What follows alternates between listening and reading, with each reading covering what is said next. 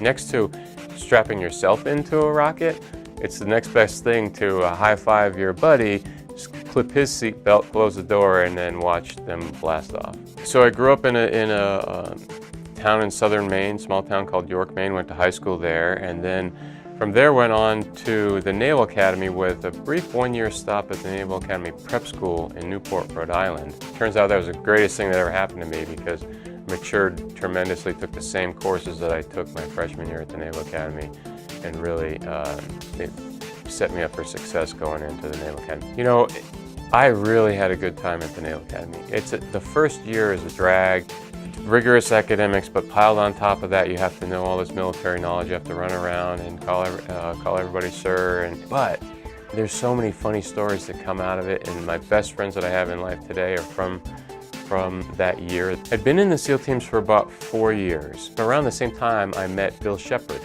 who was an astronaut here, Navy SEAL, become an astronaut, was the commander of the first space station crew. And in talking to him, I realized, hey, my background is kind of similar to his. Maybe I could try to become an astronaut also, and realized that he went to MIT in the ocean engineering department, and maybe I could pursue something similar. Well, I was driving underwater vehicles in the SEAL teams, and just so happened one of the professors in the ocean engineering department at MIT, his name is John Leonard, was studying underwater vehicle navigation, and that's what I was. I was a navigator of an underwater vehicle in the SEAL team. So it seemed to me like to make perfect sense, and the stars were aligning. I came in the class of 2004. Those first couple of years are an astronaut candidate, not really eligible to be assigned to anything, but just learning the ropes of how to be an astronaut. Came out of that program 2006, spent a couple years doing various jobs. I supported Expedition 15, I think it was, and worked as Capcom for a while before I was assigned to be part of the crew of STS-127. We launched in the summer of 2009, so back up about a year and a half from that is when we began training here, all here in Houston.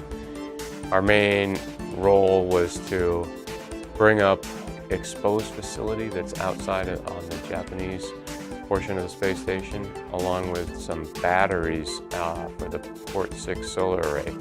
And then probably about 2010 or 11, I started training for Expedition 35-36.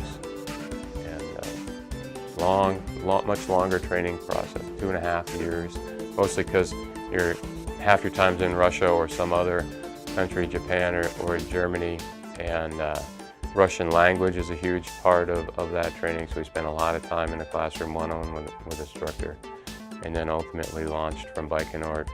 Spent 6 months up there. It was fantastic.